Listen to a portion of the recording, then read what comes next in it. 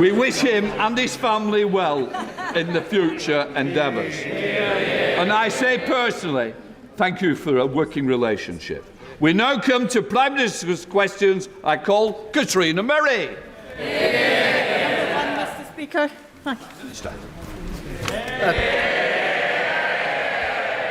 Thank you, Mr. Speaker. I wish everyone celebrating in the UK and around the world a joyful Diwali, a time to come together to celebrate and focus on a brighter future. Last Diwali, the leader of the opposition and his family lit the deers outside 10 Downing Street. It was a significant moment in our national story. The first British Asian Prime Minister is a reminder that this is a country where people of every background can fulfil their dreams, and it makes us all proud to be British. Mr. Speaker, as you've just referenced, as this is our last exchange across the dispatch boxes, I wanted to take this opportunity to thank the Leader of the Opposition for his service. Now, of course, we've had political disagreements, ideological differences, we've argued at some length, but I want to thank him for his hard work, for his commitment, and for his decency in everything that he has done. And I too wish him and his family the very best for whatever the future may hold for them. Mr. Speaker, this morning I had meetings with ministerial colleagues and others. In addition to my duties in this House, I shall have further such meetings later today. Katrina Murray. Thank you, Mr. Speaker, and I'd like to associate myself with the remarks made by the Prime Minister. Cumbernauld, in my constituency, was promised an elective and diagnostic treatment centre by the Scottish Government in 2021. This has continued to be delayed and is now alleged to be mothballed. What assurances can the Prime Minister give me that any Barney consequentials from today's budget are used to benefit my constituents and not be held on to by the Scottish Government? Well, I thank my honourable friend for her question. I'm sorry to hear about the delays affecting her constituents. The party opposite oversaw years of mismanagement and chaos, and the impact on Scottish NHS is evident. This Labour government is committed to delivering for the Scottish people, including making sure that we have an NHS fit for the future. The Chancellor will set out details in just a few moments. Leader of the Opposition, Rishi Sunak. Mr. Speaker, thank you for your kind words, and indeed thank you to the Prime Minister for his kind words. Indeed, no Prime Minister looks forward to PMQs, but I always did like this pre-budget one, because it was, for a change, nice not to be the main event and just the warm-up act. But as you said, Mr. Speaker, today is my last appearance at PMQs, and I'm happy to confirm reports that I will now be spending more time in the greatest place on earth, where the scenery is worthy. The scenery is indeed worthy of a movie set, and everyone is a character. That's right, Mr. Speaker. If anyone needs me, I will be in Yorkshire. So, and as an adopted Yorkshireman, I'm particularly looking forward to doing the coast-to-coast walk that runs through my constituency and many others. Since 2015, we've made significant progress with a campaign to make it a national trail, and indeed, Natural England are close to concluding their work. So, can I ask the Prime Minister to ensure that the coast-to-coast does indeed become Britain's greatest national trail, and in preparation for my return to the backbenches, would he meet with me to discuss it?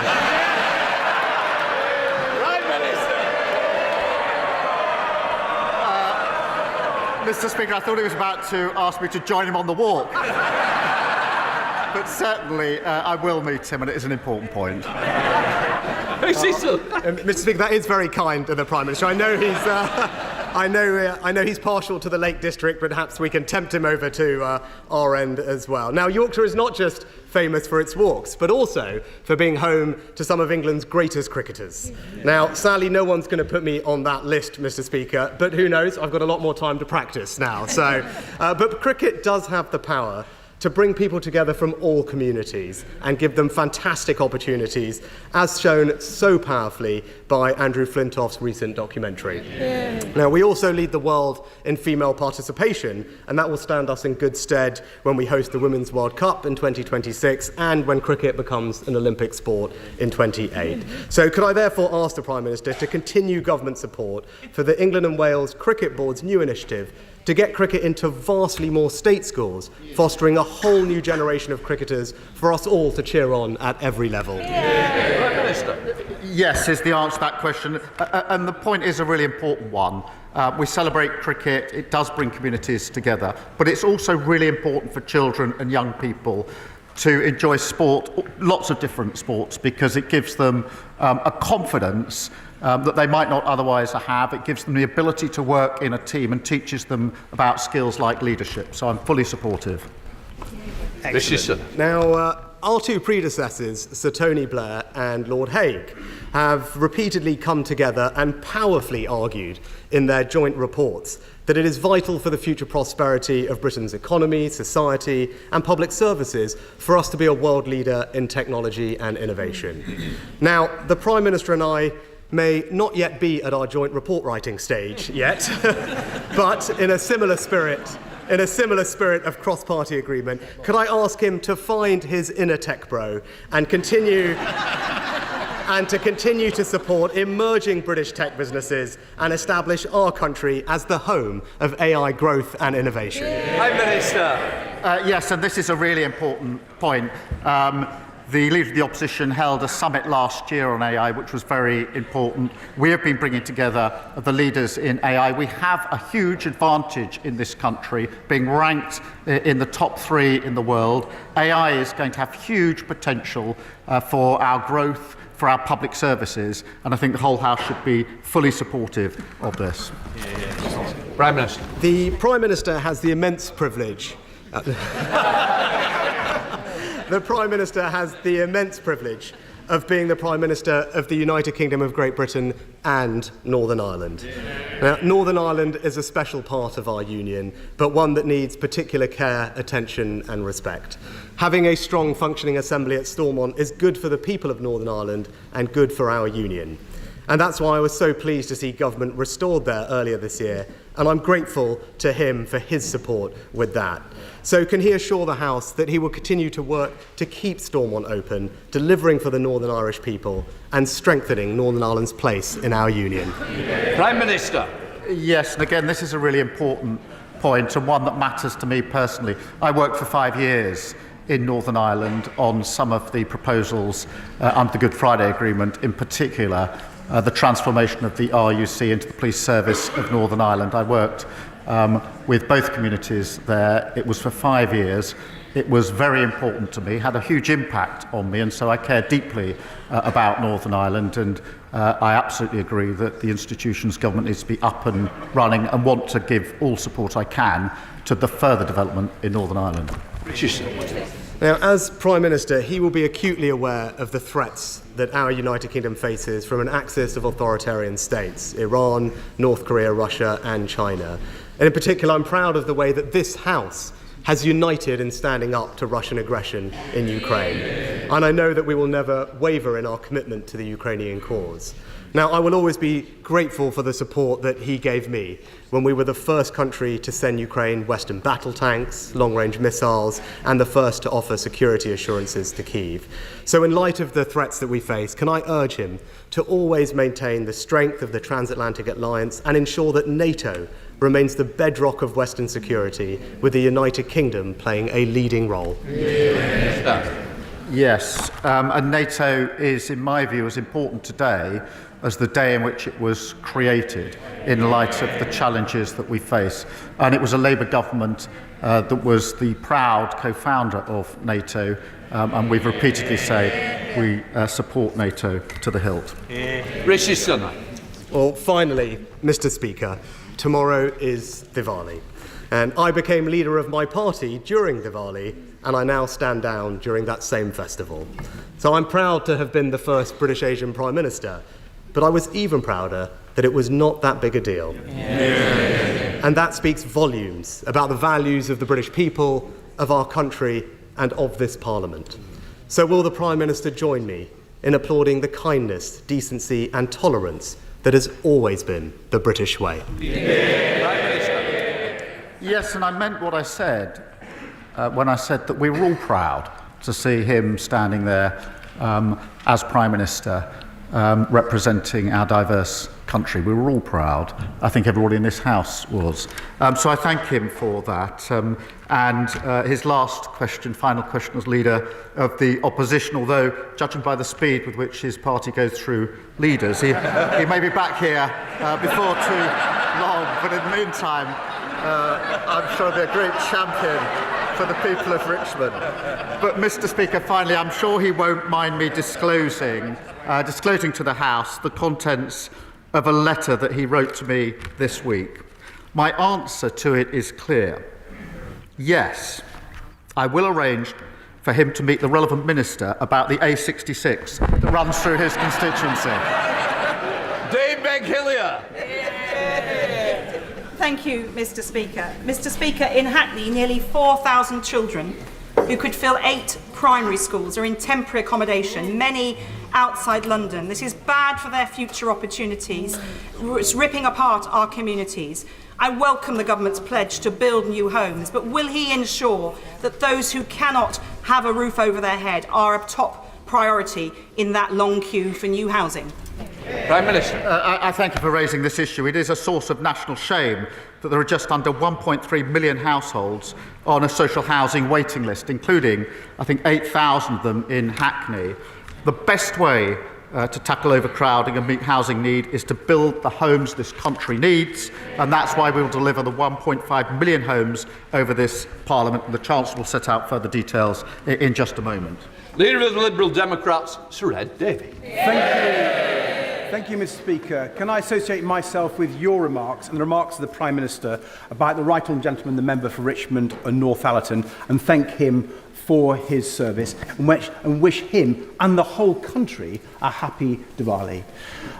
Despite our political differences, I've always felt a certain kinship since the general election when he was the only other party leader to get as wet as I did.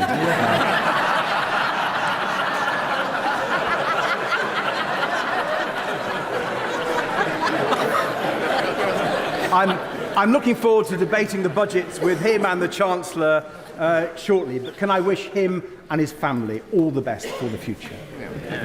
Mr. Speaker, next month's summit in Baku is a chance for the UK to regain world leadership on climate change, a role disastrously lost under the Conservatives.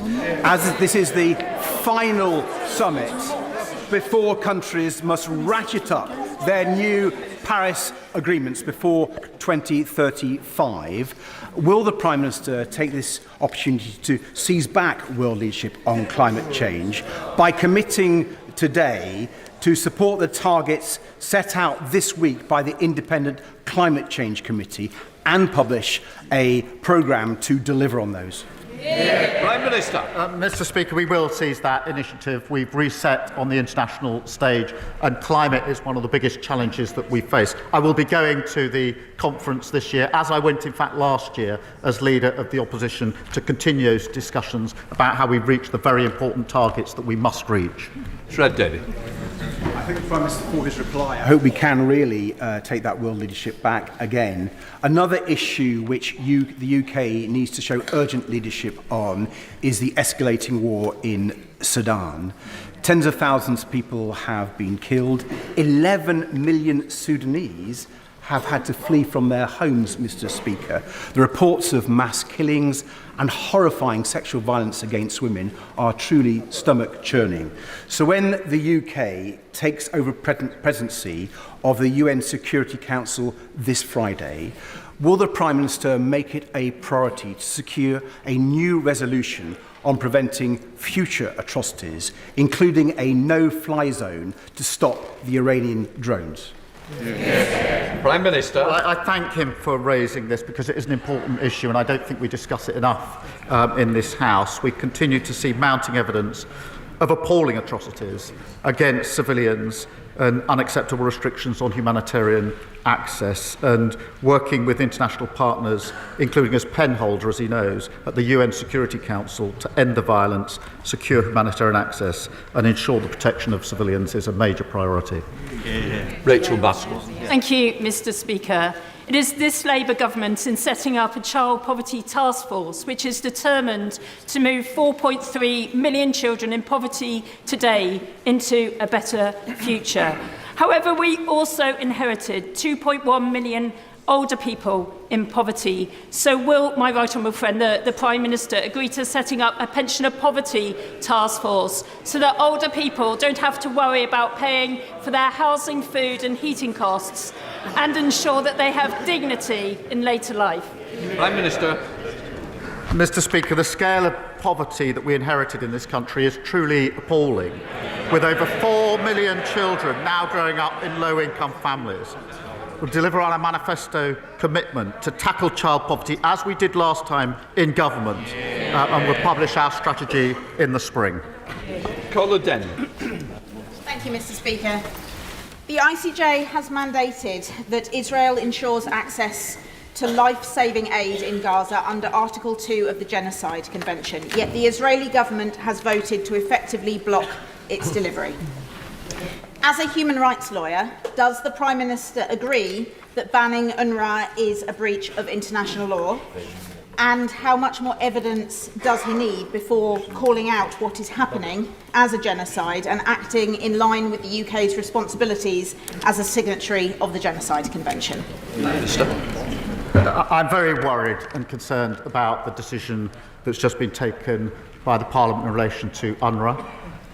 There's a humanitarian catastrophe in Gaza, and that decision will only make it much worse, which is why I've expressed my concern about it already before today and will continue to do so. It needs to be reversed. It needs to be reversed very, very quickly indeed. I have never described what's going on in Gaza as genocide. I do agree that all sides should comply with international law. Melanie Ward. Thank you, Mr. Speaker. Last month, a Scottish Government Health Minister was forced to apologise for waiting times in my area of Fife, where some patients wait more than 2 years for treatment. My constituents deserve so much better than this. Does the Prime Minister agree that the SNP must take responsibility for 17 years of failure? And if today's budget delivers a bigger block grant to Scotland, they must sort out the mess they have made of Scotland's precious NHS. Well, Mr. Speaker, this is the second time this has come up this afternoon in Prime Minister's questions. I hope the SNP are listening good and hard, because I'm sorry to hear her constituents have been waiting so many years for their medical treatment that they need. We are committed to the NHS, and the Chancellor will have a lot more to say about that in just a moment. Richard Tice. Thank you, Mr. Speaker. The government's own independent reviewer of terrorism legislation, Jonathan Hall KC, has said repeatedly recently that it is important in incidents of terrorism that the authorities put out more information sooner in order to prevent an information gap. Does the Prime Minister agree? Prime Minister. Mr. Speaker, obviously I'll tread carefully in answering this question for the very reasons that you yourself set out at the beginning of this session.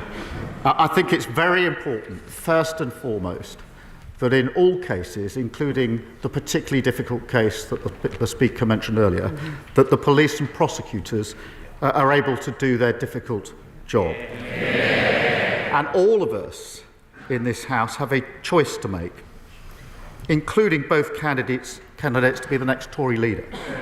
They can either support the police in their difficult task, or they can undermine the police in their difficult task. And I know which side I'm on.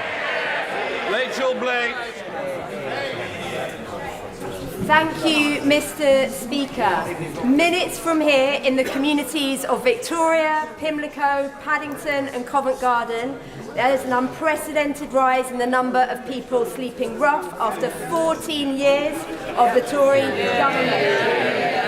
Will the Prime Prime Minister update this House on the cross-departmental homelessness strategy? And does he agree with me that this Labour government has a once-in-a-generation opportunity to end rough sleeping for good? Prime Minister. Homelessness levels are far too high in this country.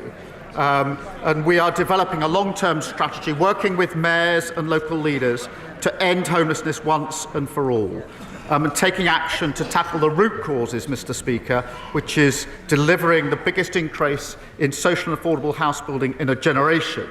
And we, of course, have picked up where the party opposite failed by abolishing no-fault evictions, preventing many renters ending up homeless. Good job. Thank you, Mr. Speaker. First, we had the embarrassment of the Labour Party being sued by the Trump campaign. Then we had the national capitulation of... Let me hear the rest of the question, please. Thank you, Mr. Speaker. Then we had the national capitulation of the government over the sovereignty of the Chagos Island. And now we have had the personal humiliation of the Prime Minister at the Commonwealth Heads of Government Summit. All of which begs the question, Mr. Speaker, how on earth does a Foreign Secretary still have the full confidence of the Prime Minister? Mr. Speaker, I was intending to say that he was an upgrade on his predecessor. Who, of course, drove up thousands of pounds in mortgages, but I withdraw that now. Thank you, Mr. Speaker. When the Prime Minister and the Chancellor discuss the importance of supporting working families, I think of the dedicated farmers in South Norfolk. The Prime Minister has constantly acknowledged the critical role of food security and the need for farmers to have certainty to plan. Can the Prime Minister confirm what action our government will be taking to back British farming in constituencies like mine? Mr. Speaker, I welcome my honourable friend to his place. And talking of predecessors, no one did more damage to rural constituencies than his nearby predecessor, whose disastrous mini-budget crashed the economy and hurt his constituents. I do note that she's been tweeting the approval of the current Shadow Chancellor's attacks on the independent OBR, just showing the party opposite have learned absolutely nothing. Over farms are being forced out of business due to Tory neglect, and we will turn that around, and you'll hear more about that in the budget in just a minute. Helen Morgan. Thank you very much, Mr. Speaker. The Robert Jones and Agnes Hunt Hospital in Oswestry in my constituency is home to the Veterans Orthopaedic Service, and that's by far the largest provider of veterans hospital care in the country. It's a fine example of what you can build when the NHS and the local authority work together. It costs no extra public money to set it up, but because of NHS changes in the way ICBs charge each other, it's been left with a funding shortfall. Will the Prime Minister come and visit this fantastic facility in beautiful North Shropshire and see for himself why it's so important we keep it going? I thank the honourable member for raising that issue, and we're all grateful to our veterans for their service in protecting our country. I do understand the value of the centre that she references and the support that it provides for veterans, and we are committed to ensuring veterans receive the employment, the mental health and the housing support that they need. The upcoming budget will set out the changes that we'll be making. Thank you. Jim Dixon. Thank you, Mr. Speaker.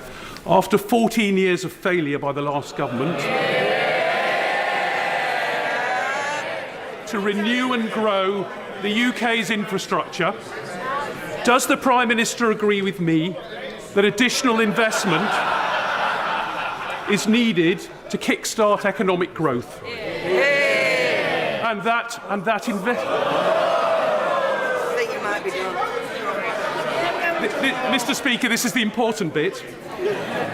And that investing in a new Lower Thames crossing to relieve Dartford residents from gridlock caused by overcapacity at the Dartford crossing, thereby boosting the North Kent and UK economy by £40 billion, would be an excellent project to start with. Prime Prime Minister. Mr. Speaker, I'm really pleased that under this government, Britain has already secured £63 billion worth of investment, which will be measured in tens of thousands of jobs. Our number one mission is growth. You'll be hearing a lot more about that in just a few minutes' time. David Bandel. My constituents, Colin and Mandy Mackey's 18-year-old son, Greg, died as a result of having a soft drink spiked shortly after he went to college. They welcome the fact that this government is going to continue with the legislation proposed by the previous government. But can the Prime Minister assure them that they and other campaigners will work with ministers and officials, not only in bringing forward that legislation, but to ensure that awareness is raised of this abhorrent practice and its potentially fatal consequences? Prime Minister. Can I thank the Right Honourable Member for raising that tragic case? And I join him in paying tribute to Greg's parents. Their tireless work to raise awareness of spiking, to support victims and call for changes in the law is inspiring, given what they've been through. This government will act. We will make spiking a specific criminal offence to better protect victims and support the police in tackling these crimes. Thank you. Alex Baker. Thank you, Mr. Speaker. In Farnborough, our leisure centre was knocked down by the Conservative Council, who made empty promises to replace it with an expensive civic hub with no viable plan to pay for it. Will the Prime Minister help secure the funding that Rushmore Council needs to rebuild our leisure centre so that Labour can start delivering change after years of Tory failure? Prime Minister. Can I welcome my honourable friend to her place? I think she's the first female, first Labour MP for Aldershot ever. And she's doing a superb job for her constituents. Rushmore Borough Council was left with a shortfall of over £19 million over the last 4 years. And the running down of local services has been one of the most painful features of the last 14 years. We will work hand in hand with councils, including multi-year funding settlements, and with local leaders to develop and make sure the services that are needed are there. Final question, Mark Francois. Thank you, sir. Prime Minister, you mentioned veterans a few minutes ago. As we approach Remembrance Tide, one group of veterans we all owe a great debt to are those who served during the Troubles in Northern Ireland. Hundreds were killed. Thousands were maimed by both Republican and so-called loyalist bombs. Many of those veterans now in the autumn of their lives.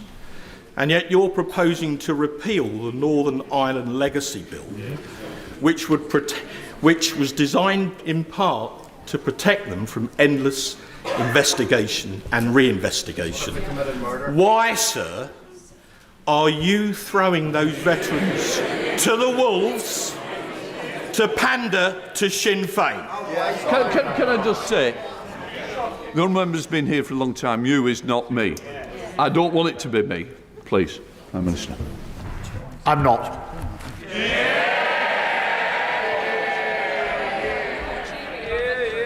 Good luck. Thank you very much.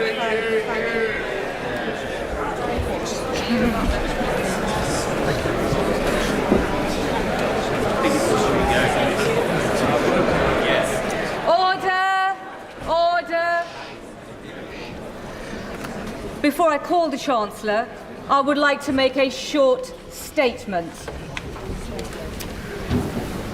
Over the last few days, ministers have made a series of new policy announcements with significant and wide-ranging implications for the government's fiscal policy and for the public finances. It is evident to me that they should have been made in this House in the first instance.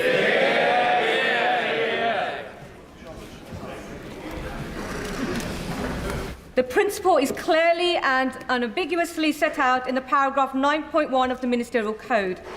The premature disclosure of the contents of this House, contents of the budget, have always been regarded as a supreme discourtesy to this House and all of its democratically elected MPs, not to mention to Mr. Speaker and the Chairman of Ways and Means. I really don't need any help. Let me remind the Treasury front bench. The budget statement and ensuing resolutions are the most important Ways and Means business of the House, Erskine May 36-33. I am disappointed by comments made by government spokespeople believing they can use precedent as an excuse. I am telling them today that they are entirely wrong. Mr. Speaker has always defended the undoubted right of this House, including opposition parties and backbenchers on all sides of this House, to be the first to hear major government policy announcements on behalf of their constituents. As Chairman of Ways and Means, I have responsibility to oversee the House's consideration of the budget fairly and impartially, and to ensure that honourable members on all sides of this House have adequate opportunity to hold the Chancellor to account. Finally, we should all remember to respect the Chair, respect our colleagues, and to respect this House.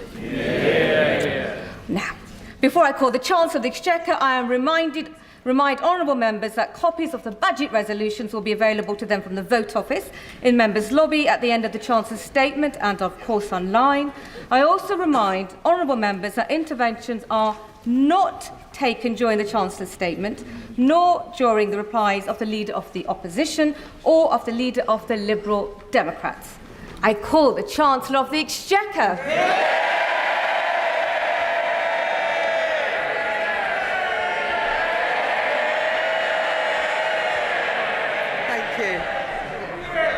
Thank you, Madam Deputy Speaker.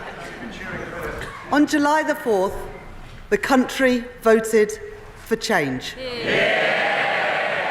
This government was given a mandate to restore stability to our economy and to begin a decade of national renewal. To fix the foundations and deliver change through responsible leadership in the national interest. That is our task, and I know that we can achieve it. My belief in Britain burns brighter than ever, and the prize on offer is immense. As my right honourable friend, the Prime Minister, said on Monday, change must be felt. More pounds in people's pockets, an NHS that is there when you need it, an economy that is growing, creating wealth and opportunity for all, because that is the only way to improve living standards. And the only way to drive economic growth is to invest, invest, invest.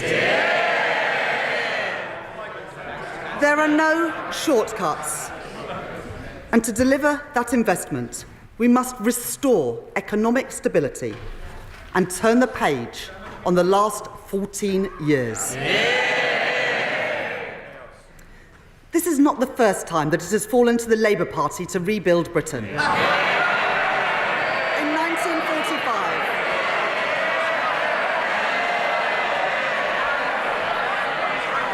1945, it was the Labour Party that rebuilt our country from the rubble of the Second World War. In 1964, it was the Labour Party that rebuilt Britain with the white heat of technology. And in 1997, it was the Labour Party that rebuilt our schools and hospitals. Today, it falls to this Labour Party, to this Labour government, to rebuild Britain once again. And while this is the first budget in more than 14 years to be delivered by a Labour Chancellor, it is the first budget in our country's history to be delivered by a woman. I am deeply proud to be Britain's first ever female Chancellor of the Exchequer. To girls and young women everywhere, I say, let there be no ceiling on your ambition, your hopes, and your dreams.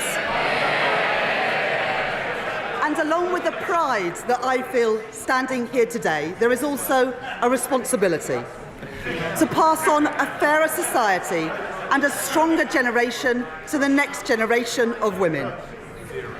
Madam Deputy Speaker, the party opposite failed our country. Their austerity broke our National Health Service. Their Brexit deal harmed British businesses. And their mini-budget left families paying the price with higher mortgages. The British people have inherited their failure. A black hole in the public finances. Public services on their knees. A decade of low growth and the worst parliament on record for living standards. Let me begin with the public finances. In July, I exposed a £22 billion black hole at the heart of the previous government's plans. A series of promises that they made but had no money to deliver. Covered up from the British people, covered up from this House. The Treasury's reserve, set aside for genuine emergencies, spent 3 times over just 3 months into the financial year. Today, on top of the detailed document that I have provided to the House in July, the government is publishing a line-by-line breakdown of the £22 billion black hole that we inherited.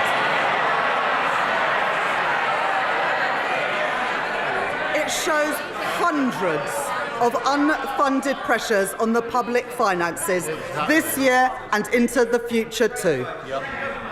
The Office for Budget Responsibility have published their own review of the circumstances around the spring budget forecast. They say that the previous government, and I quote, did not provide the OBR with all the information to them.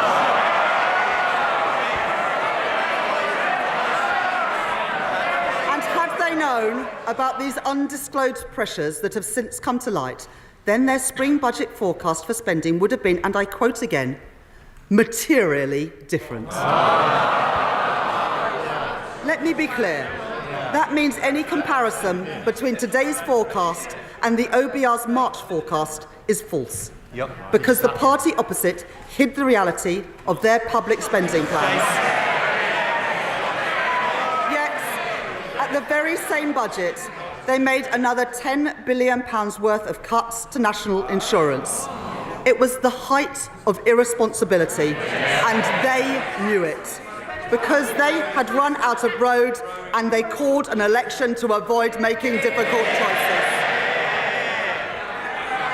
So let me make this promise to the British people. Never again will we allow a government to play fast and loose with the public finances. And never again will we allow a government to hide the true state of our public finances from our independent forecaster. That's why today I can confirm that we will implement in full the 10 recommendations from the Independent Office for Budget Responsibilities Review. But the country has inherited not just broken public finances, but broken public services too. The British people can see and they can feel that in their everyday lives. NHS waiting lists at record levels. Children in porter cabins as school roofs crumble. Trains that do not arrive, rivers filled with polluted waste, prisons overflowing, crimes which are not investigated, and criminals who are not punished. That is the country's inheritance from the party opposite. But they had no plan to improve our public services. And they had no plan to put our public finances on a stable footing. Quite the opposite. Since 2021, there have been no detailed plans for departmental spending set out beyond this year. And their plans relied on a baseline for spending this year, which we now know was wrong because it did not take into account the £22 billion black hole. The previous government also failed to budget for costs that they knew would materialise. That includes funding for vital compensation schemes for victims of two terrible injustices.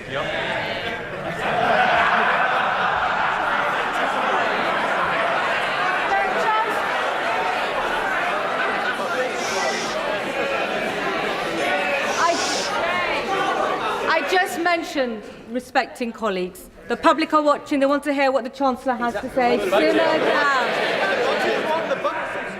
I would politely suggest that honourable members listen to this, because it includes funding for vital compensation schemes for victims of two terrible injustices, the infected blood scandal and the Post Office Horizon scandal. No money. The Leader of the Opposition rightly made an unequivocal apology for the injustice of the infected blood scandal on behalf of the British state. But he did not budget for the costs of compensation. Today, for the very first time, we will provide specific funding to compensate those infected and those affected in full. With £11.8 billion in this budget. And I am also today setting aside £1.8 billion to compensate victims of the Post Office Horizon scandal. Redress that is long overdue for the pain and injustice that they have suffered. Madam Deputy Speaker, the leadership campaign for the party opposite has now been going on for over 3 months. But in all that time, not one single apology for what they did to our country. Because the Conservative Party has not changed. But this is a changed Labour Party, and we will restore stability to our country once again. The scale and seriousness of the situation that we have inherited cannot be underestimated. Together, the hole in our public finances this year, which recurs every year, the compensation schemes that they did not fund, and their failure to assess the scale of the challenges facing our public services means that this budget raises taxes by £40 billion. Any Chancellor standing here today would have to face this reality. And any responsible Chancellor would take action. That is why today I am restoring stability to our public finances and rebuilding our public services. As a former economist at the Bank of England, I know what it means to respect our economic institutions. I want to put on record my thanks to the Governor of the Bank, Andrew Bailey, and to the Independent Monetary Policy Committee. Today, I can confirm that we will maintain the MPC's target of 2% inflation, as measured by the 12-month increase in the Consumer Prices Index. I want to thank James Bowler, the Permanent Secretary to the Treasury, and my team of officials. Madam Deputy Speaker, I would also like to thank my predecessors as Chancellor of the Exchequer for their wise counsel as I have prepared for this budget. In particular, I would like to thank the former Right Honourable Member for Spelthorne for his invaluable advice in this weekend's papers, where he concluded that his mini-budget, and I quote, wasn't perfect.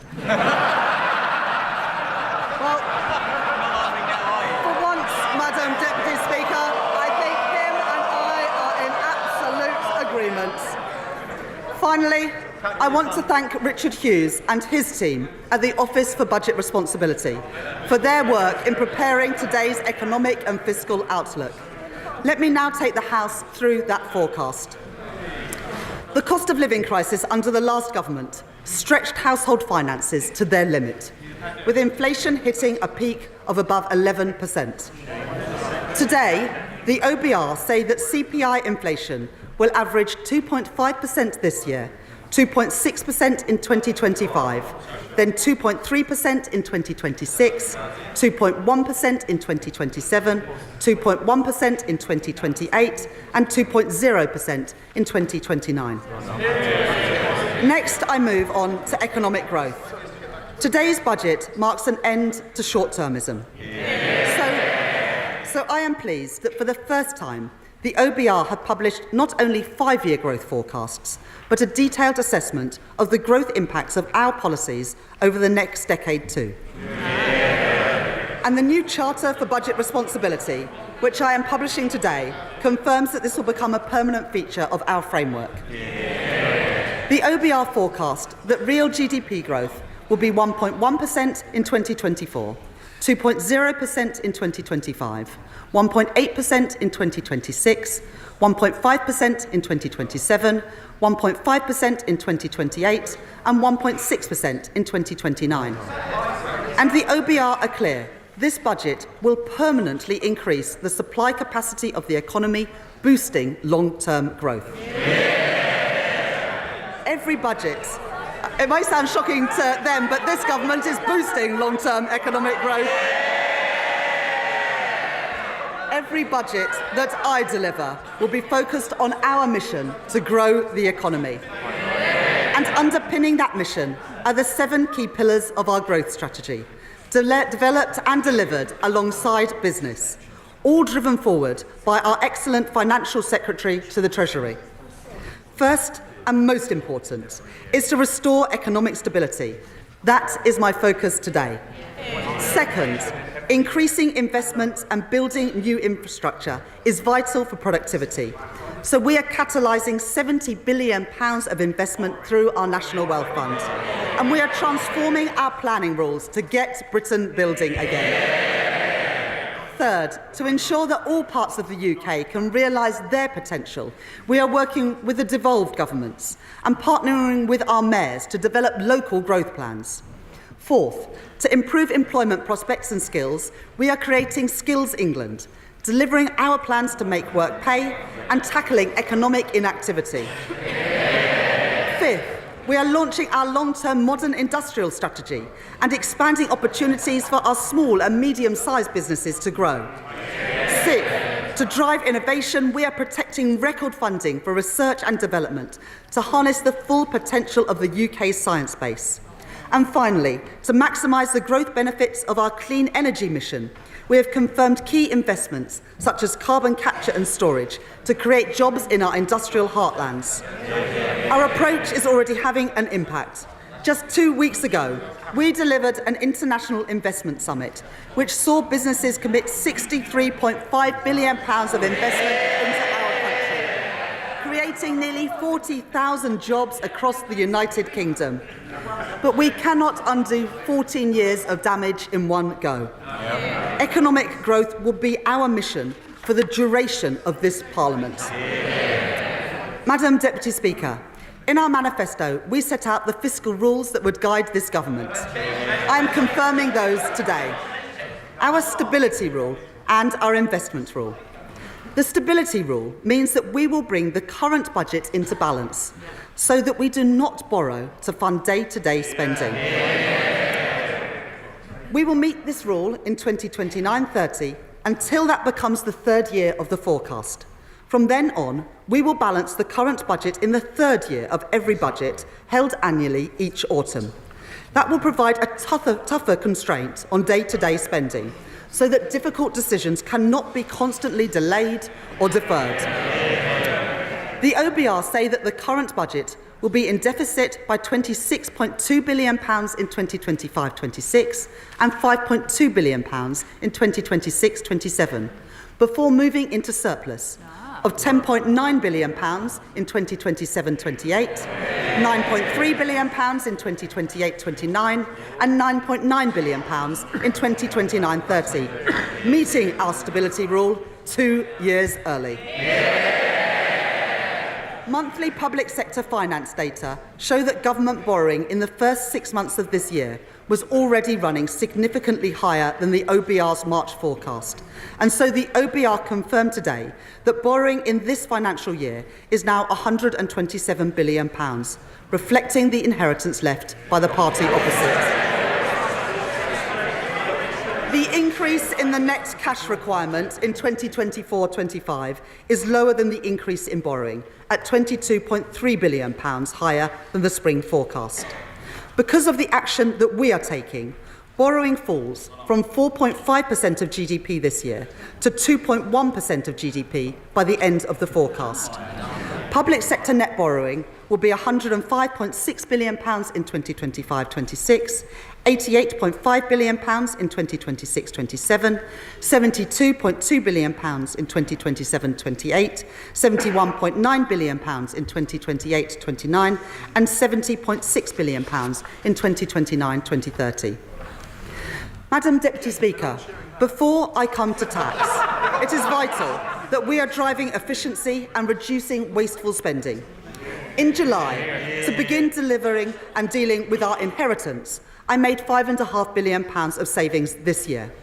Today, we are setting a 2% productivity, efficiency and savings target for all departments to meet next year by using technology more effectively and joining up services across government. As set out in our manifesto, I will shortly be appointing our COVID Corruption Commissioner. They will lead our work to uncover those companies that used a national emergency to line their own pockets, because that money belongs in our public services and taxpayers want that money back. And I can confirm today that David Goldstone has been appointed as the chair of the new Office for Value for Money to help us realise the benefits from every pound of public spending. Today, I am also taking 3 steps to ensure that welfare spending is more sustainable. First, we inherited the last government's plans to reform the work capability assessment. We will deliver those savings as part of our fundamental reforms to the health and disabilities benefit system that my right honourable friend, the Work and Pensions Secretary, will bring forward. Second, I can today announce a crackdown on fraud in our welfare system, often the work of criminal gangs. We will expand DWP's counter-fraud teams, using innovative new methods to prevent illegal activity and provide new legal powers to crack down on fraudsters, including direct access to bank accounts to recover debt. This package saves £4.3 billion a year by the end of the forecast. Third, the government will shortly be publishing the Get Britain Working white paper, tackling the root causes of inactivity with an integrated approach across health, education and welfare. And we will provide £240 million for 16 trailblazer projects targeted at those who are economically inactive and most at risk of being out of education, employment or training, to get people into work and to reduce the benefits bill. Before a government could consider any change to a tax rate or threshold, it must ensure that people pay what they already owe. So we will invest to modernise HMRC systems using the very best technology and recruit additional HMRC compliance and debt staff. We will clamp down on those umbrella companies who exploit workers, increase the interest rate on unpaid tax debt to ensure that people pay on time, and go after the promoters of tax avoidance schemes. These measures to reduce the tax gap raise £6.5 billion by the end of the forecast, and I want to thank the Exchequer Secretary for his outstanding work on this agenda. Madam Deputy Speaker, I know that for working people up and down our country, family finances are stretched and paychecks don't go as far as they once did. So today I am taking steps to support people with the cost of living. It was the Labour government that introduced the national minimum wage in 1999. It had a transformative impact on the lives of working people. As promised in our manifesto, we asked the Low Pay Commission to take account of the cost of living for the first time. I can confirm that we will accept the Low Pay Commission recommendation to increase the national living wage by 6.7% to £12.21 an hour, worth up to £1,400 a year for a full-time worker. And for the first time, we will move towards a single adult rate phased in over time by initially increasing the national minimum wage for 18 to 20-year-olds by by 16.3% as recommended by the Low Pay Commission, taking it to £10 an hour.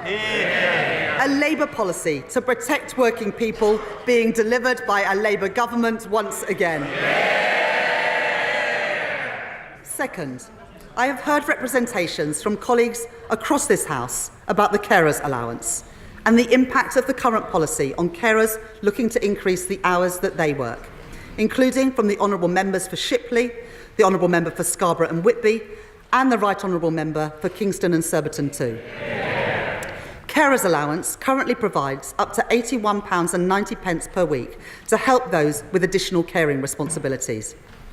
Today, I can confirm that we are increasing the weekly earnings limit to the equivalent of 16 hours at the national living wage per week, the largest increase in carers allowance since it was introduced in 1976.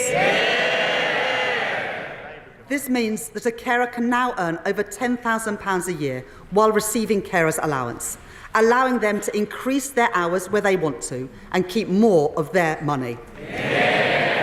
I am also concerned about the cliff edge in the current system and the issue of overpayments. My Right Honourable friend, the Work and Pensions Secretary, has announced an independent review to look at the issue of overpayments, and we will work across this House to develop the right solutions. Third, we will provide £1 billion from next year to extend the Household Support Fund and discretionary housing payments to help those facing financial hardship with the cost of essentials. Fourth, having heard representations from the Joseph Rowntree Foundation, Trussell and others to reduce the level of debt repayments that can be taken from a household's universal credit payment each month by reducing it from 25% to 15% of their standard allowance.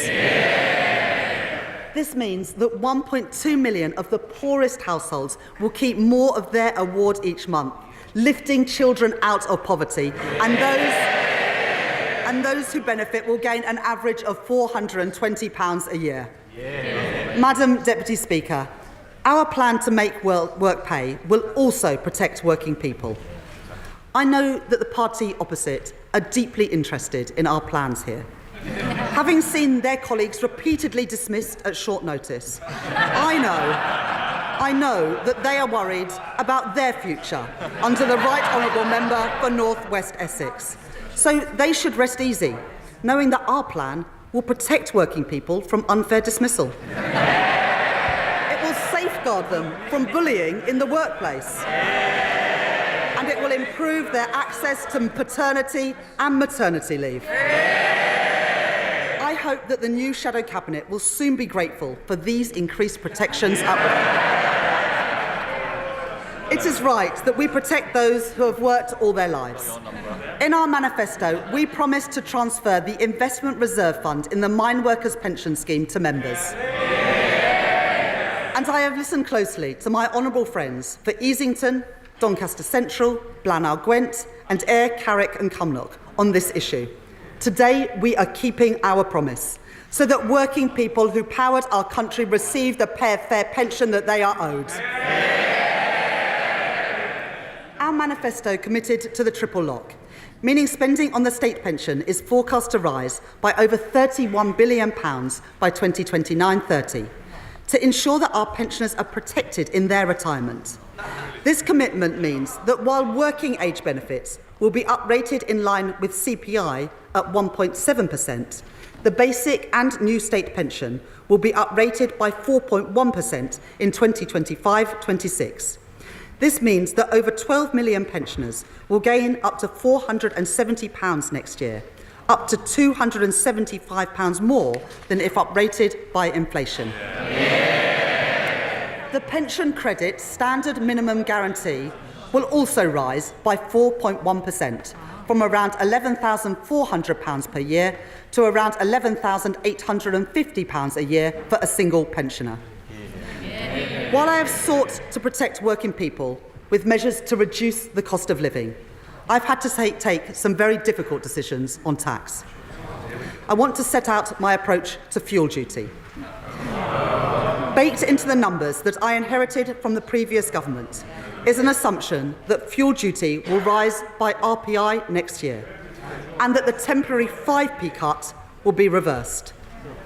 To retain the 5p cut and to freeze fuel duty again would cost over £3 billion next year. At a time when the fiscal position is so difficult, I have to be frank with the House that this is a substantial commitment to make. I have concluded that in these difficult circumstances, while the cost of living remains high, and with a backdrop of global uncertainty, increasing fuel duty next year would be the wrong choice for working people. It would mean fuel duty rising by 7p per litre. So I have decided today to freeze fuel duty next year, and I will maintain the existing 5p cut for another year too. There will be no higher taxes at the petrol. There will be no higher taxes at the petrol pumps next year.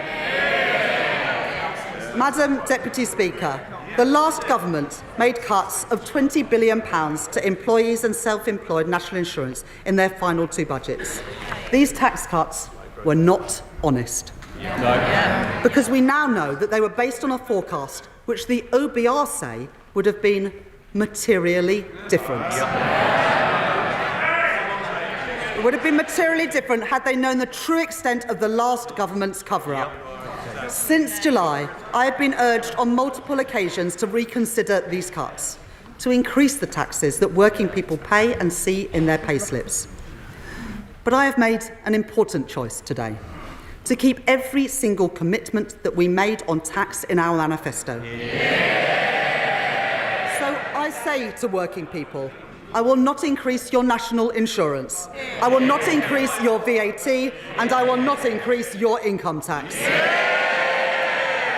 Working people will not see higher taxes in their payslips as a result of the choices that I am making today. That is a promise made and a promise fulfilled. But any responsible Chancellor would need to make difficult decisions today, to raise the revenues required to fund our public services and to restore economic stability. So in today's budget, I am announcing an increase in employers' national insurance contributions. We will increase the rate of employers' national insurance by 1.2 percentage points to 15% from April 2025. And we will reduce the secondary threshold, the level at which employers start paying national insurance on each employee's salary, from £9,100 a year to £5,000. This will raise £25 billion per year by the end of the forecast period. I know that this is a difficult choice. I do not take this decision lightly.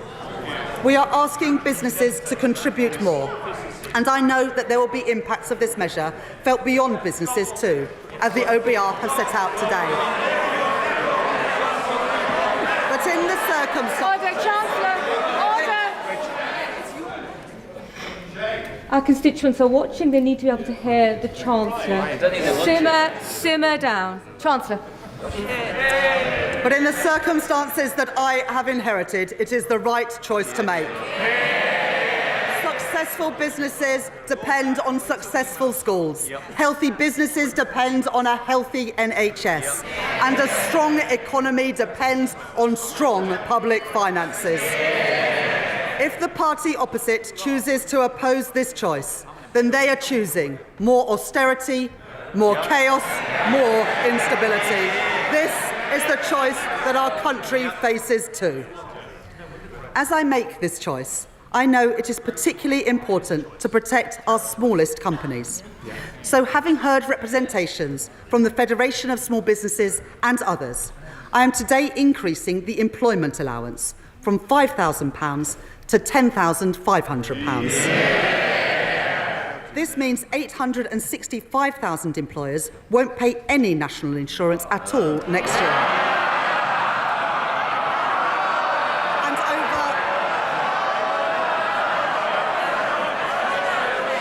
And over 1 million will pay the same or less than they did previously.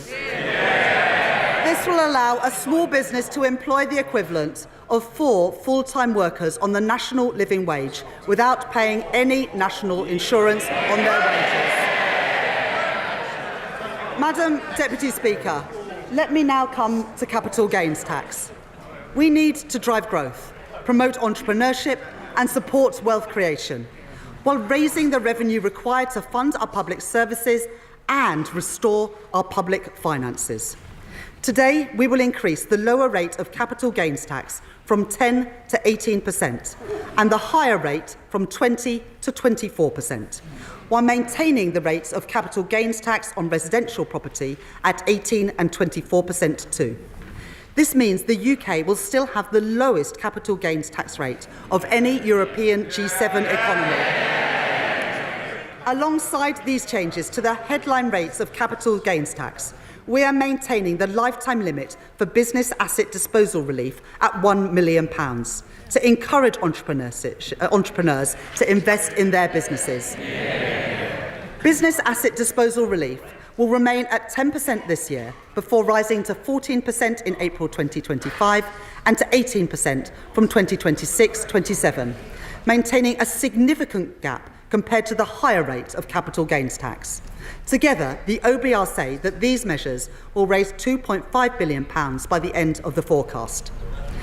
In a sign of this government's commitment to supporting growth and entrepreneurship, we have already extended the Enterprise Investment Scheme and the Venture Capital Trust schemes to 2035, and we will continue to work with leading entrepreneurs and venture capital firms to ensure that our policies support a positive environment for entrepreneurship in the UK. Next, inheritance tax. Only 6% of estates will pay inheritance tax this year. I understand the strongly held desire to pass down savings to children and grandchildren. So I am taking a balanced approach in my package today. First, the previous government froze inheritance tax thresholds until 2028. I will extend that freeze for a further 2 years until 2030. That means the first £325,000 of any estate can be inherited tax-free, rising to £500,000 if the estate includes a residence passed to direct descendants, and £1 million when a tax-free allowance is passed to a surviving spouse or civil partner. Second, we will close the loophole created by the previous government, made even bigger when the lifetime allowance was abolished, by bringing inherited pensions into inheritance tax from April 2027. Finally, we will reform agricultural property relief and business property relief. From April 2026, the first £1 million of combined business and agricultural assets will continue to attract no inheritance tax at all.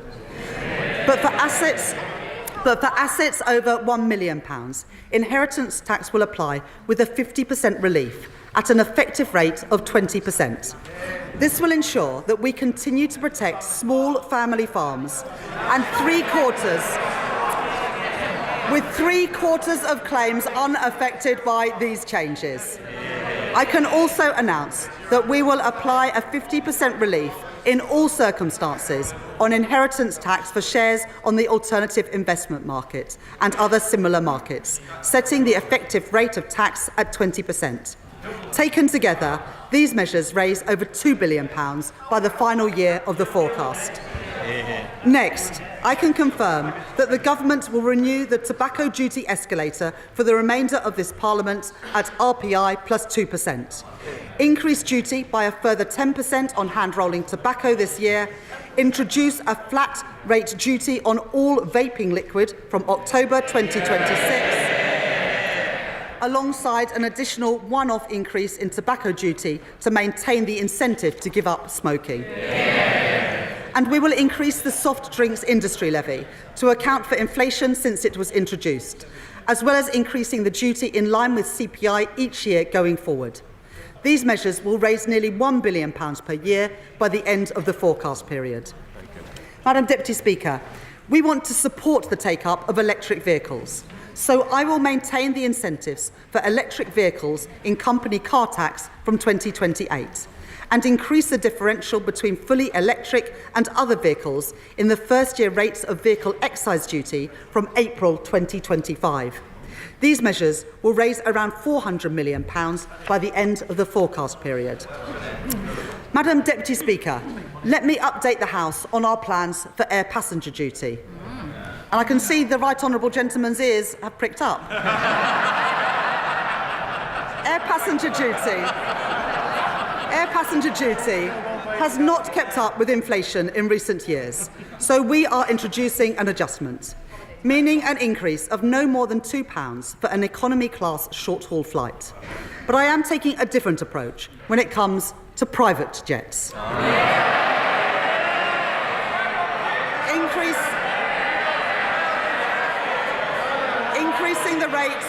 Increasing the rate of air passenger duty by a further 50%. That is equivalent to £450 per passenger for a private jet to, say, California? Madam Deputy Speaker, let us now turn to our high street businesses.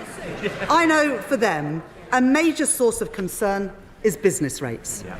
From 2026-27, we intend to introduce 2 permanently lower tax rates for retail, hospitality and leisure properties, which make up the backbone of our high streets across the country. And it is our intention that it is paid for by a higher multiplier for the most valuable properties. But the previous government created a cliff edge next year as temporary reliefs end. So I will today provide 40% relief on business rates for the retail, hospitality and leisure industry in 2025-26, up to a cap of £110,000 per business. Alongside this, the small business tax multiplier will be frozen next year. Next, I can confirm that alcohol duty rates on non-draft products will increase in line with RPI from February next year. But nearly 2/3 of alcoholic drinks sold in pubs are served on draft. So today, instead of uprating these products in line with inflation, I am cutting draft duty by 1.7%.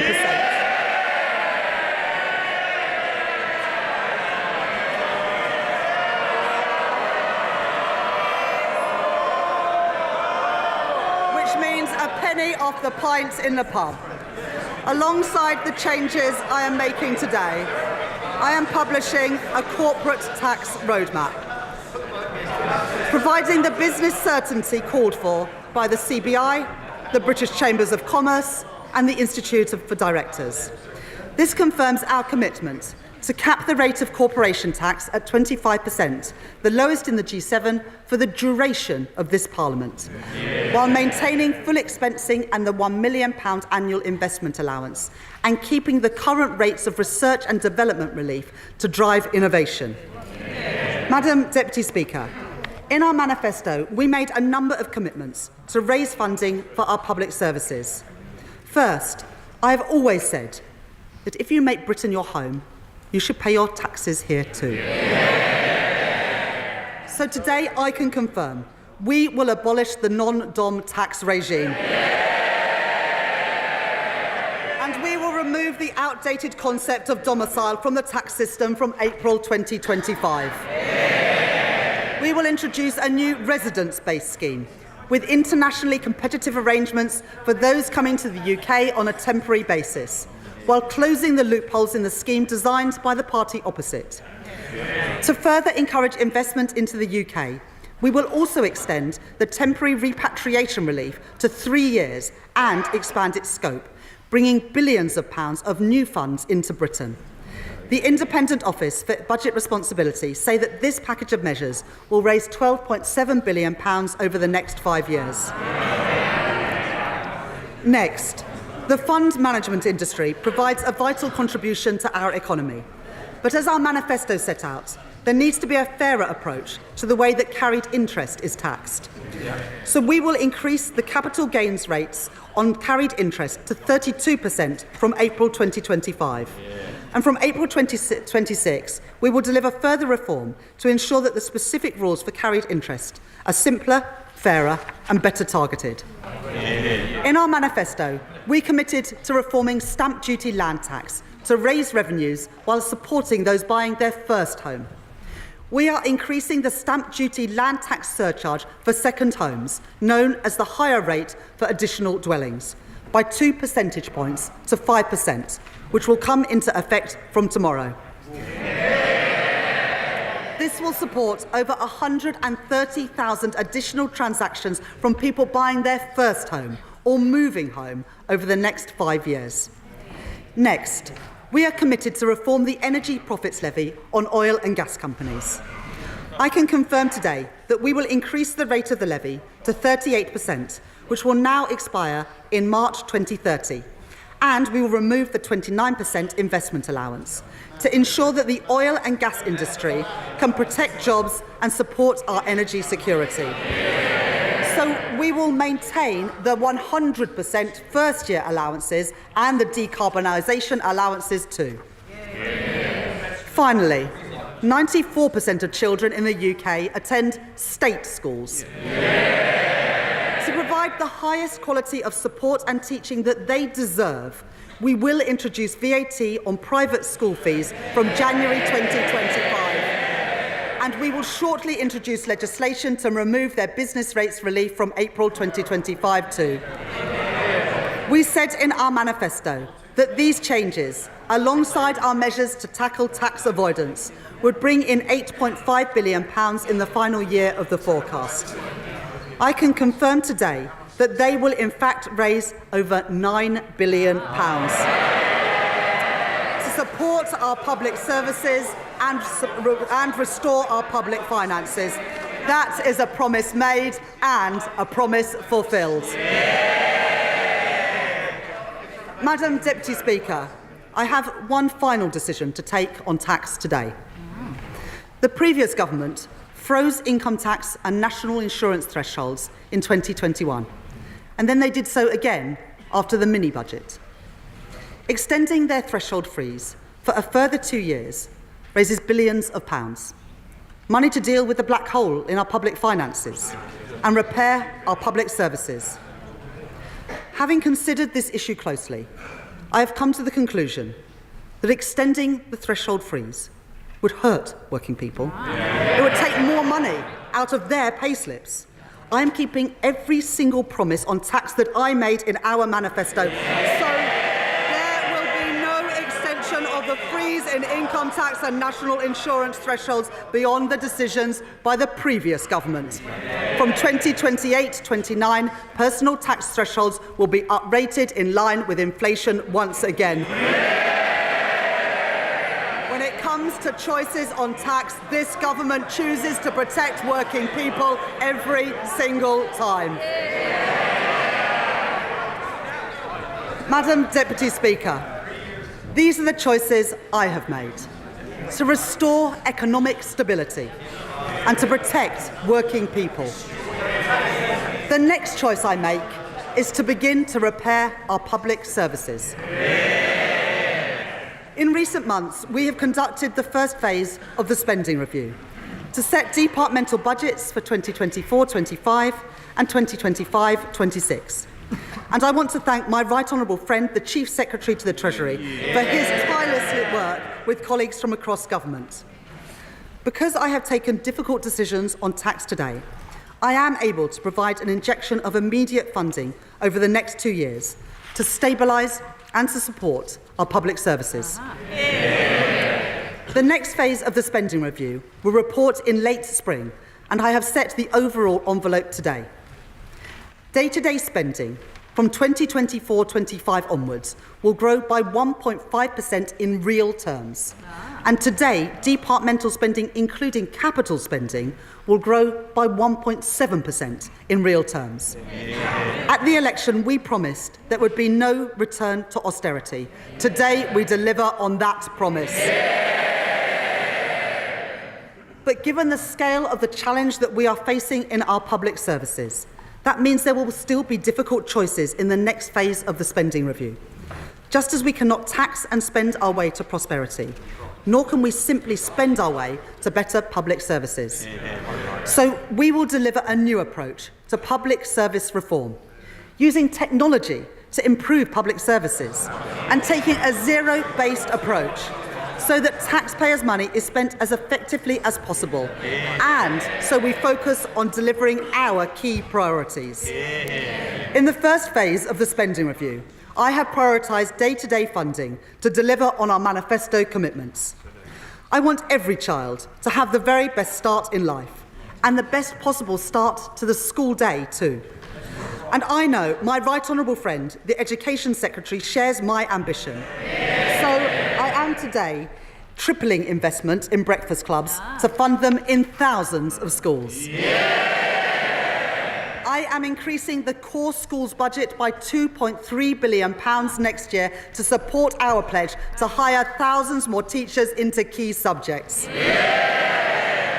So that our young people can develop the skills that they need for the future, I am providing an additional £300 million for further education.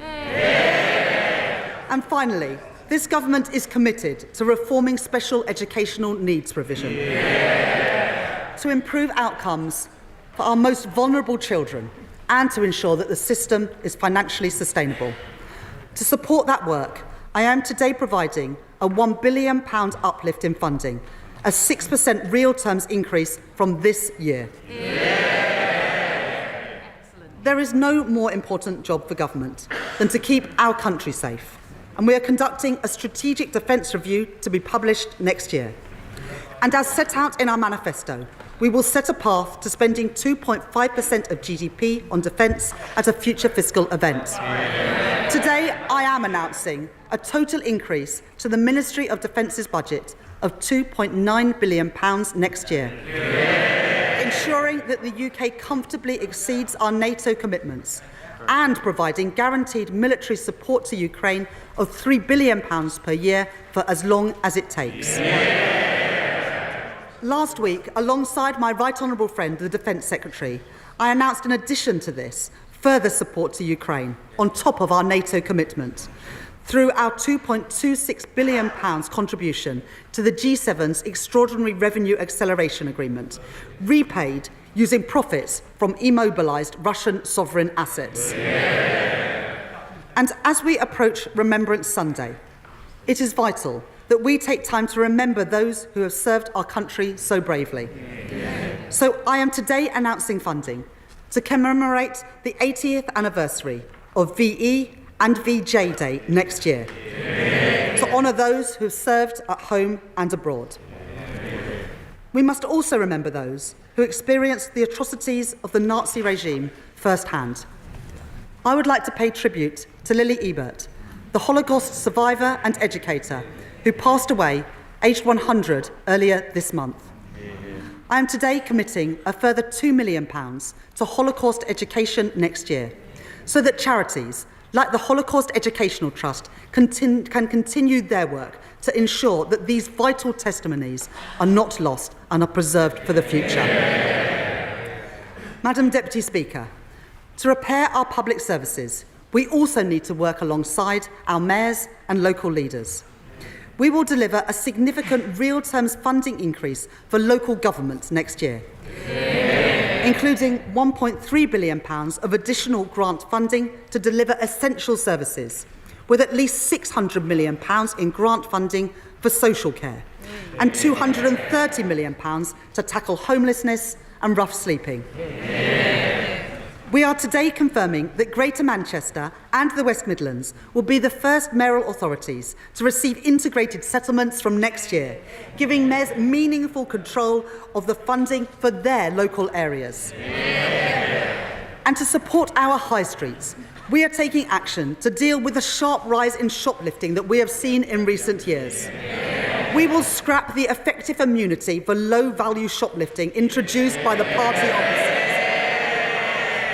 And having listened closely to organisations like the British Retail Consortium and the trade union USDOR, I am providing additional funding to crack down on the organised gangs which target retailers and to provide more training to our police officers and retailers to stop shoplifting in its tracks.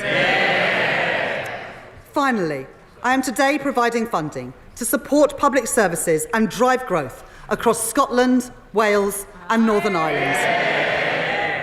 Having discussed the matter with the First Minister of Wales, Eluned Morgan, and my honourable friends for Llanelli and Pontypridd, I am today providing £25 million to the Welsh Government next year for the maintenance of coal tips to ensure that we keep our communities safe. And to support growth, including in our rural areas, we will proceed with city and growth deals in Northern Ireland, in Causeway Coast and Glens, and the Mid-South West. And we will drive growth in Scotland, a key priority for Scottish Labour and our leader Anna Sawar, including with a city and growth deal in Argyll and Bute. This budget provides the devolved governments with the largest real terms funding settlements since devolution, delivering an additional £3.4 billion to the Scottish Government through the Barnett formula.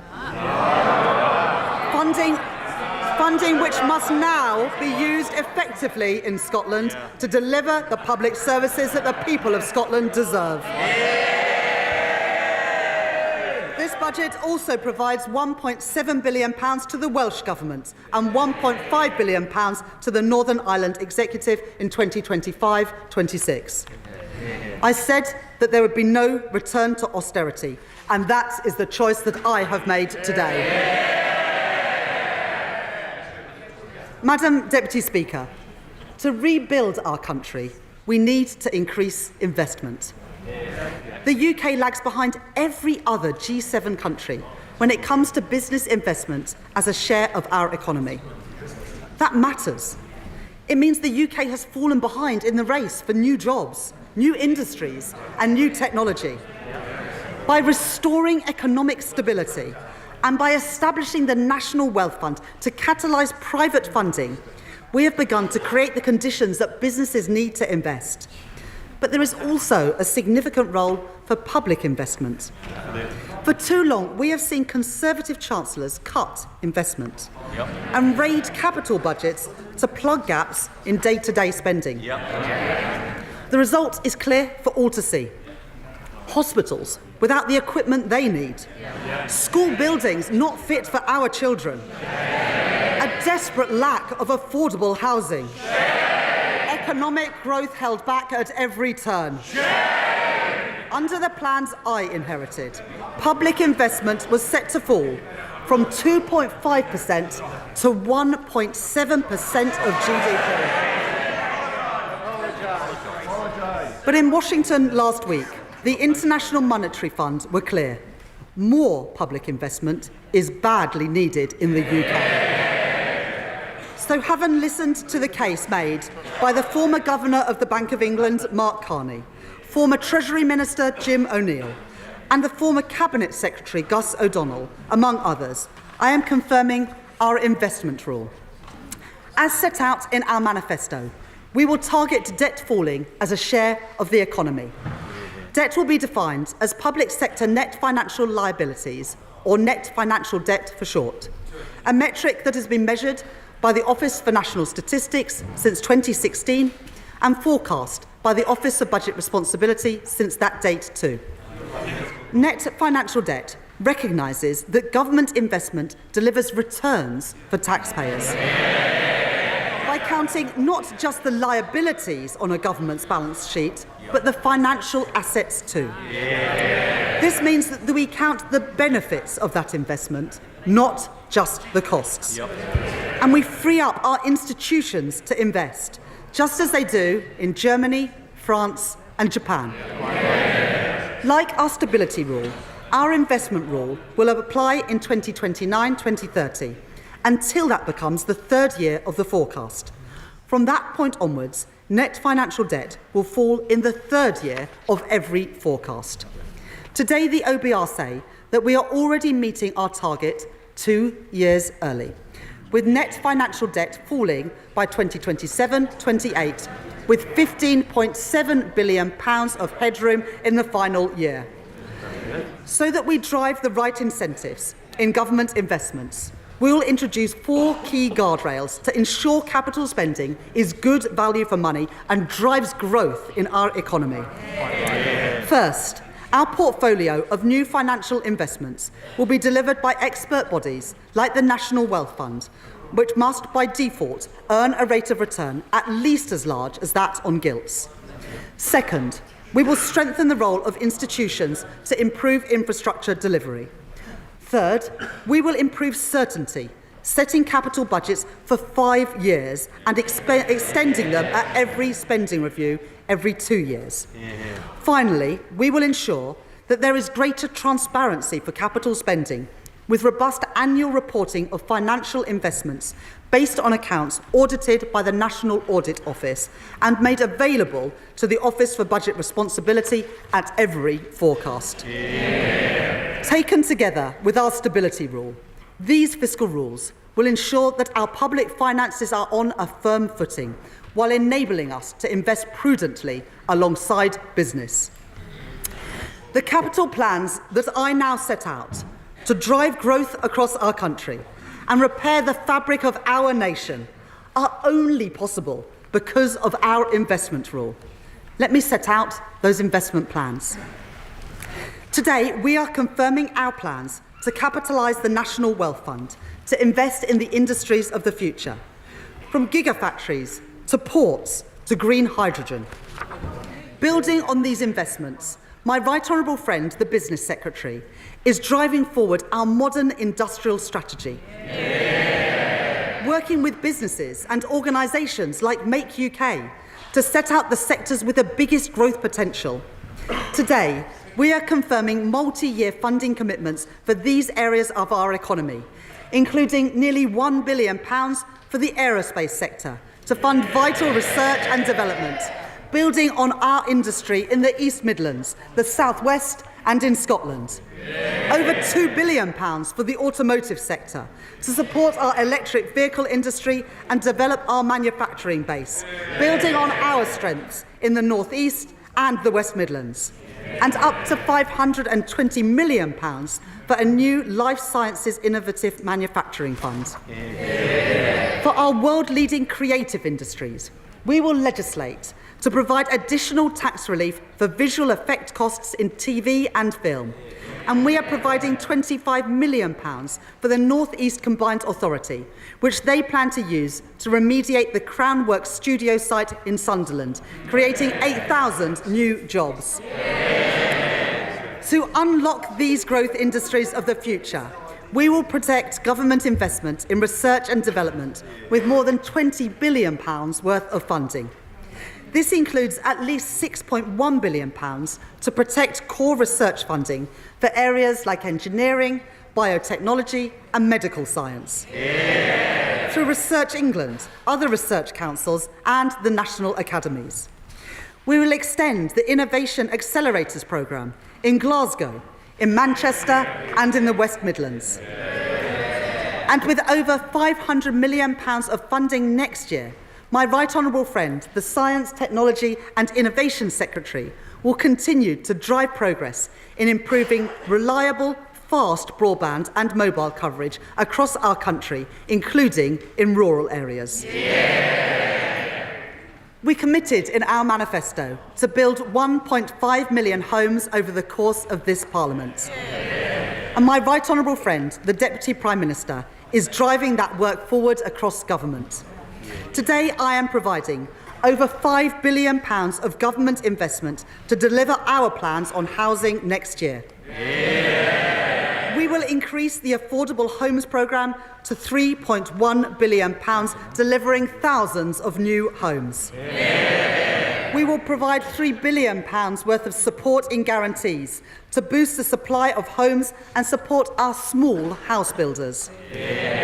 And we will provide investment to renovate sites across our country, including at Liverpool Central Docks, where we will deliver 2,000 new homes, and funding to help Cambridge realise its full growth potential. Alongside this investment, we will put the right policies in place to increase the supply of affordable housing. Having heard representations from local authorities, social housing providers and from Shelter, I can today confirm that the government will reduce right-to-buy discounts and local authorities will be able to retain the full receipts from any sales of social housing so that we can reinvest them back into the housing stock and into new supply. By doing this, we will give more people a safe, secure and affordable place to live. We will provide stability to social housing providers with a social housing rent settlement of CPI plus 1% for the next 5 years. And we will deliver on our manifesto commitment to hire hundreds of new planning officers to get Britain building again. We will also make progress on our commitment to accelerate the remediation of homes following the findings of the Grenfell inquiry, with £1 billion of investment to remove dangerous cladding next year. The last government made a number of promises on transport, but it failed to fund them. Working with my right honourable friend, the Transport Secretary, I am changing that. We are today securing the delivery of the Transpennine upgrade to connect York, Leeds, Huddersfield and Manchester. Delivering fully electric local and regional services between Manchester and Staley Bridge by the end of this year.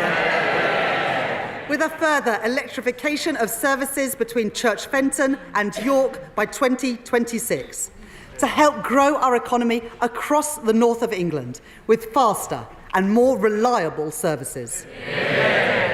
We will deliver East West Rail to drive growth between Oxford, Milton Keynes and Cambridge, with the first services running between Oxford, Bletchley and Milton Keynes next year, and trains between Oxford and Bedford running from 2030. We are delivering railway schemes which improve journeys for people across our country, including upgrades at Bradford Forster Square Station, improving capacity at Manchester Victoria and electrifying the Wigan to Bolton line. My right honourable friend, the Transport Secretary, has also set out a plan for how to get a grip of HS2.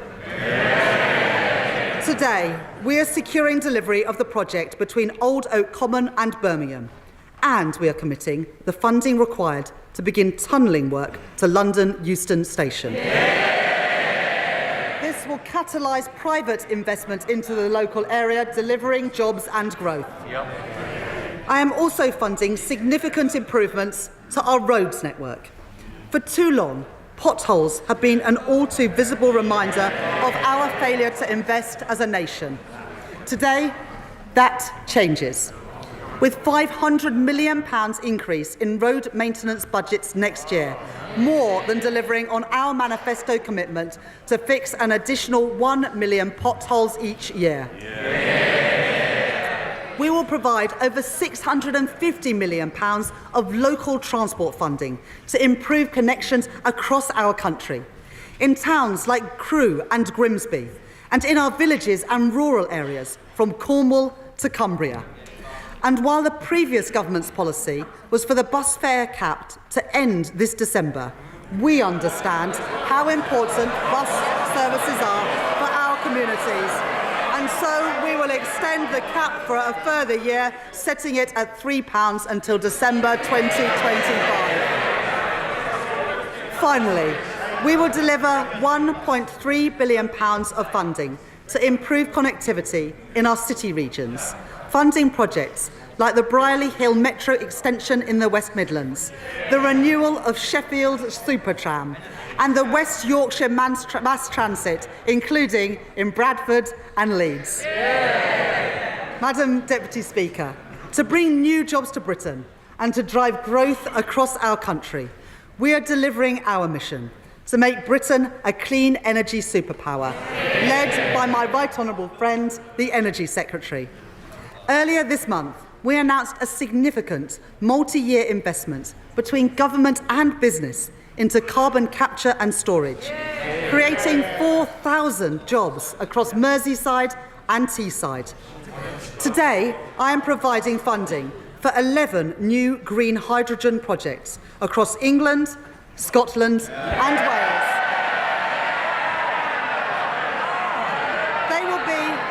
They will be amongst the first commercial-scale projects anywhere in the world, including in Bridgend, East Renfrewshire and Barrow-in-Furness. We are kick-starting the Warm Homes Plan by confirming an initial £3.4 billion over the next 3 years to transform 350,000 homes, including 250,000 low-income and social homes. And we will establish GB Energy, providing funding next year to set up GB Energy at its new home in Aberdeen. Overall, we will invest an additional £100 billion over the next 5 years in capital spending, only possible because of our investment rule. The OBR say today that this investment will drive growth across our country in the next 5 years, and in the longer term, increase GDP by up to 1.4%. It will crowd in private investment, meaning more jobs and more opportunities in every corner of the UK. That is the choice that I have made, to invest in our country and to grow our economy. Today, I am setting out 2 final areas in which investment is so badly needed to repair the fabric of our nation. Madam Deputy Speaker, my right honourable friend, the member for Lewisham West and East Dulwich, and I joined the Labour Party because of the condition of our schools in the 1980s and the 1990s under Conservative governments. When we were at secondary school, my sixth form was a couple of prefab huts in the playground. My school, like so many others, was rebuilt by the last Labour government. But today, after 14 years of Tory government, progress has gone backwards. School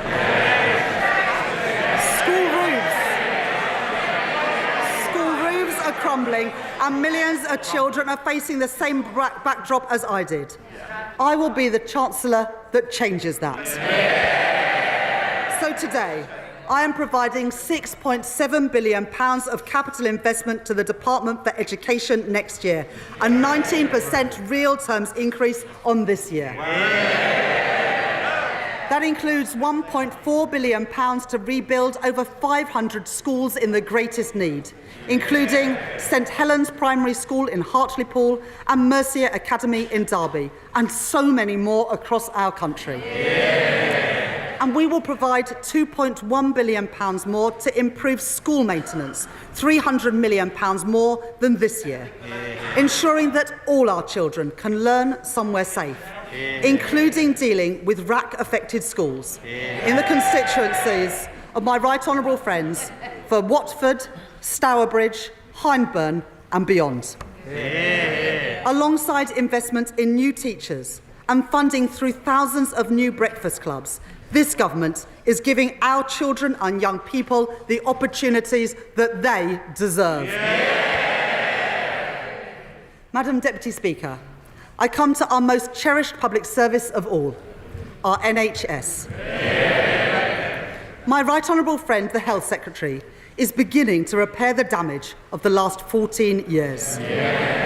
In our first week in office, he commissioned an independent report into the state of our health service by Lord Darcy. Its conclusions were damning.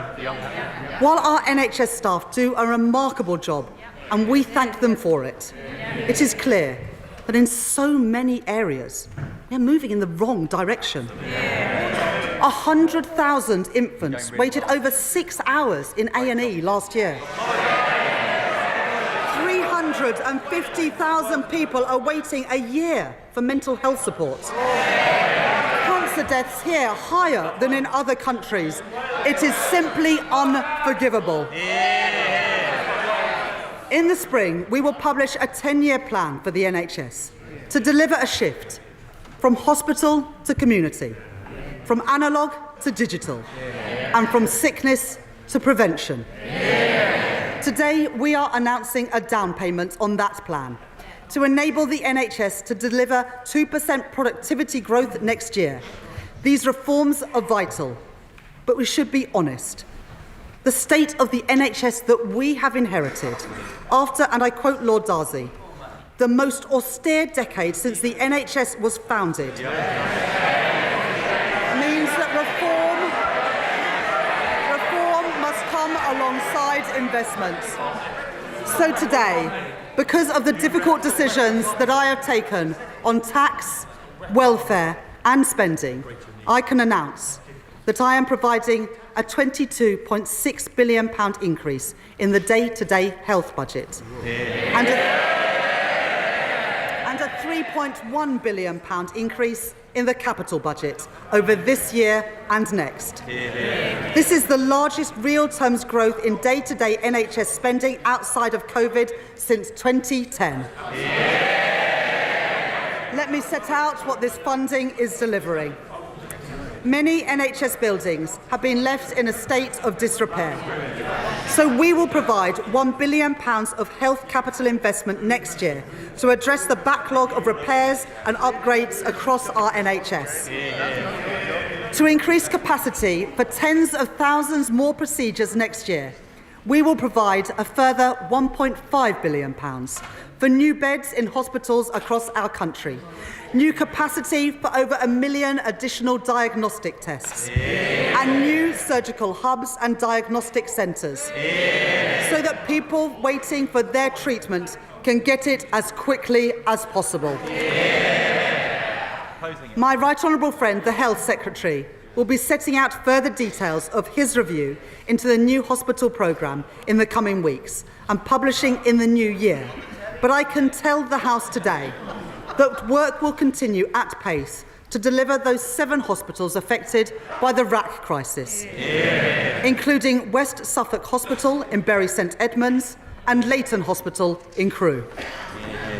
And finally, because of this record injection of funding, because of the thousands of additional beds that we have secured, and because of the reforms that we are delivering in our NHS, we can now begin to bring waiting lists down more quickly and move towards our target for waiting times to be no longer than 18 weeks.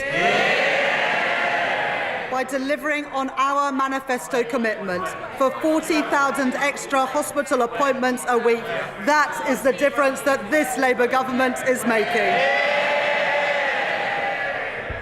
Madam Deputy Speaker, the choices I have made today are the right choices for our country.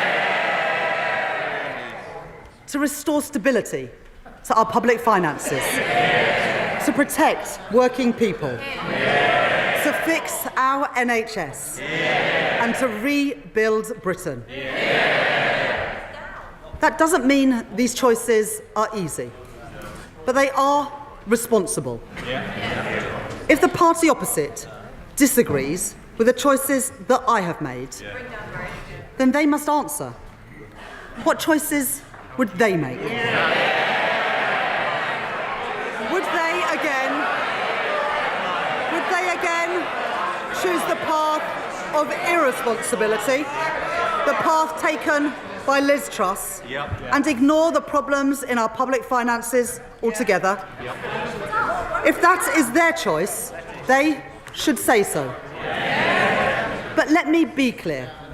If they disagree with my choices on tax, then they would not be able to protect working people. If